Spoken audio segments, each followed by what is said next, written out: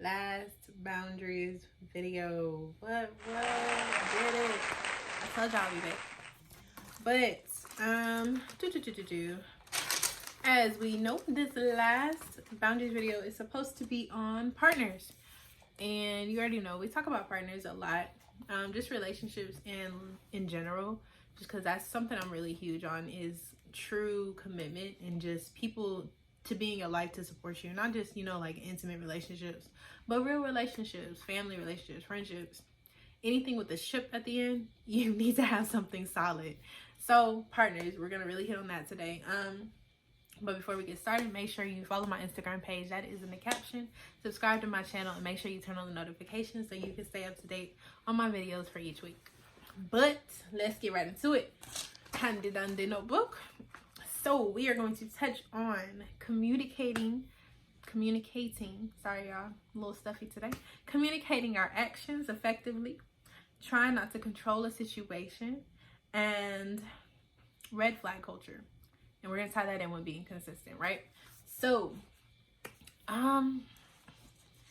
let's see. Communicating. We'll start there. Communicating effectively is a huge issue I see with a lot of people, including myself, right? So I'm gonna tie it back to family. Remember when we talked about how it's very difficult to tell family when they did something wrong? I feel like that's the same issue that comes in contact with partners. It's very difficult to tell someone with those big doe eyes, yeah, you messing up. You are really fucking up. Excuse my language. But you are.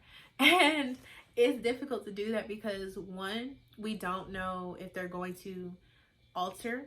I don't want to say change, y'all. Correct me every time I say it. But alter their behavior in order to make you feel more comfortable or more secure within the relationship. Or are they going to look at you and say, oh, well, take it or leave it? I've heard that a lot. Take it or leave it. What kind of shit is that? How are you going to be in a relationship with someone you can't effectively tell them, hey, this bothers me, this hurts me, this is something I feel would make our relationship weaker or really fall apart if we don't work on it together? So when it comes to communicating, I feel like that is very important. That is something I also talked about with family, making sure we're speaking up on issues that we feel are, you know, an issue. Don't keep it to yourself. So when you communicate with your partner, that sets a boundary. You do this, I don't like it. I feel like we need to work on a solution together so we can alter this behavior for the best of our relationship. And I say together because when we work on solutions separately, one person may have expectations and the other person may not. So you're doing something thinking, oh yeah, they're gonna fix it, they told me, blah blah blah blah, and then you see, okay, you didn't change, or you didn't change as much as I hoped you would. And in their mind, okay, I did what she asked me, I did what he asked me, I changed, boom, I'm good. When if you worked on it together, if you address the issues together, you have the opportunity to set the expectations on the same plane. You're not here and he's not here or she's not here, and y'all are trying to catch up to each other because the expectations keep going higher or lower with the repetition of that action that caused the behavior that caused the, you know, the trust, the issue. Brain fart. That caused the issue. So really communicating effectively and making sure you guys are coming up with a solution together, I feel sets a boundary and reinforces it because you guys are doing it as a team, right? So let's move on. We're gonna do the red flag culture just because I feel like that's gonna go really good with the next one. So I don't like red flag culture. I can't even flex. I don't. I feel like it is very backwards. We do a lot of mix and mingling. And I think when I say we, I mean just society, people in general. We mix and mingle a lot, meaning dating. And there's nothing wrong with it, in my opinion. I feel like it can be very toxic. It can be very traumatizing depending on how you're doing it. But at the end of the day, I think something that's very important is understanding that your red flag may not be my red flag. And to say, oh, well, that's a red flag, or posting it all over social media like red flag culture, it's frustrating for someone that is really trying to figure out what they're looking for. It's a constant reminder like, oh wait, I remember I saw that post and they said that's a red flag, so let me add that to my list. Hell no. It's, everybody isn't as incorrigible, but it is very difficult to establish your own standards or establish your own experiences when you're always reminded that this is supposed to be a red flag and this isn't. Or if he's not doing this or she's not doing this, then they not wifey material, or they not hubby material, or you need to keep up with this standard because this man is doing this or this woman's doing that. What in the hell? It is difficult. It is so hard to keep up with. And as the partner trying to maintain their relationship, you never know what that person is feeling or thinking. Like, damn, I remember she was liking this post or he was liking this post, and maybe that's what they're looking for. It is very, very frustrating because you cannot have your own sense of identity when you're trying to maintain a relationship, because you're constantly reminded of a standard that somebody else said was supposed to be set for your relationship. That is why I don't like red flag culture. But it goes into my next one of not controlling the situation, right? So if your partner, right, let's say you're just in the beginning. I was talking to my friend about this in another situation I had. And of course, in the beginning, what do you do? If y'all aren't compatible, you're just not compatible. It's cool to like somebody. It's cool to hear all the gooey stuff in the beginning. That's expected. But when you identify that that person may have too many traits that you just don't really like or you could do without, is it okay to say, you need to change them for me? Or just like, you know, hey, I saw this about you and I don't really think that this is going to be something that I want to change. I don't want to change that person. So I'm going to just go ahead and end it here. There's nothing wrong with that. Why would you want to change somebody? I think the best thing that we can do when it comes to relationships is let them know, like, hey, I think that this behavior is not necessarily good for you. I don't think that with your personality or certain things like this, you could really benefit if you change it to this, or if you implemented different methods and strategies within your life. I feel like giving the person back the control and saying, instead of making it for the best of for me to make me feel comfortable because you want to be with me, or this is going to be my relationship and I want to make sure I'm good, focus on, damn, okay, you got to know this person, you listen to what they're interested in, you listen to what they're trying to do with their life. See how that behavior that you don't like can be changed or altered to help them out. Why does it have to be about us? Why does it have to be so centered around behavior that needs to change in order to make us feel comfortable? So when I say don't control the situation, yes, if that person wants to be with you, there are so many things that somebody can do in order to make the relationship work or make it just thrive, right? But you cannot force someone. You can't change someone. You can't control them in a way that works for you, because it'll never be genuine. It'll end because you're constantly making changes. This is not Build-A-Bear. You cannot do that. People have different personalities and different expectations for themselves and the person they want to be with. And the ultimate one is always being accepted. So yes, it may not work for you, but Tom down the road may like all this.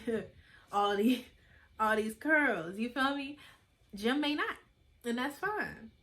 But unless it gets to a point where, once again, you are working together to set these boundaries, to set these expectations, to set these limits to where you will not change your entire being for someone else, then you're going to constant cycle. So let's go back. Communicating effectively. Communicating what bothers you, whether you're in the beginning of the relationship, in the end, in the middle, what have you. You cannot start out with someone and say, oh, it's just the beginning, so I don't feel like I need to say anything because they're not really invested yet. Hell no. If I'm wasting my time, if I'm spending time with you, if I'm putting all this effort up, yeah, I'm going to say something because that's where I'm at. I should be able to communicate with you. If we're in the middle and you're thinking, well, it'll change over time. We just get in the groove, blah, blah, blah, blah. No, you still need to say something because you didn't say something in the beginning. You think it's going to change in the middle because he can read minds. That's not how that works. Or if you're at the end, you've been together for so long. Oh my gosh, we're already in a routine. There's no point in changing it now. There's no going back. There are so many excuses. Work on your communication. Set that boundary. Let that person know this is something that I have observed. This is something that I've never really cared to see in my relationship. What are your thoughts on it? How can we work together to make it better? Is that even a possibility? If not, how should we move forward? Communicate. You'd be surprised what people will say, how somebody will actually take the time to move forward. Of course, this is not speaking for everybody, because everybody ain't for the communication. Once again, goes into my next one. Red flag culture, let that shit go. Don't control the situation. If they are not meant to be there and really work towards something, let that person be who they are. There's somebody that may like it, and there may be somebody that will continue to tell them the same thing you did, but trying to control the situation. Experiences changes somebody, not a voice in the back of their head or in their face. What they go through, what they feel is a need to really alter who they are or what they want to accomplish. That's what changes people. You can't tell nobody to do anything. That's those two. But the last one that I didn't say was consistency. Being consistent. And that goes into reinforcing your boundaries. Consistently showing that this is something that you stand on. If you're going to work through it, if you're going to try and really do something for someone else, making sure you're consistent in showing that active effort to reinforce that boundary and making sure you're not being a hypocrite.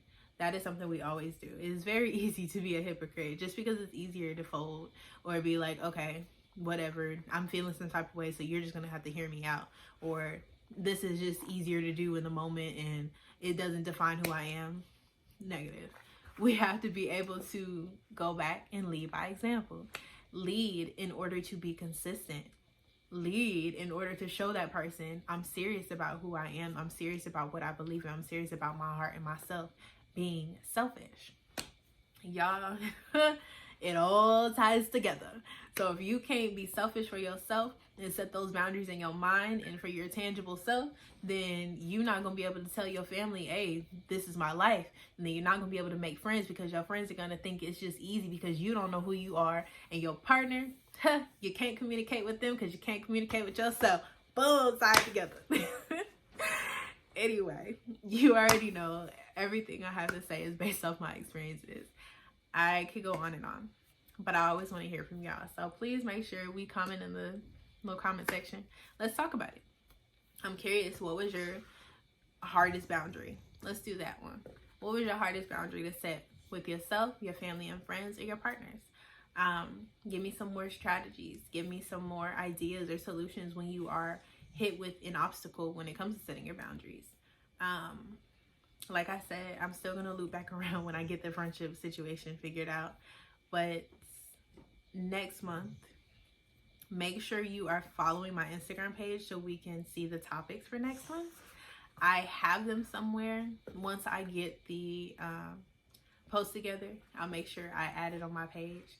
But other than that, subscribe to my channel. If you don't follow my Instagram page, make sure you subscribe so you can get those updates with the notifications on, so you get them every week. I'm not that annoying, but make sure you guys are tuning in and sharing these videos so we can get this community going and really get the conversation started on the different things that we experience every day.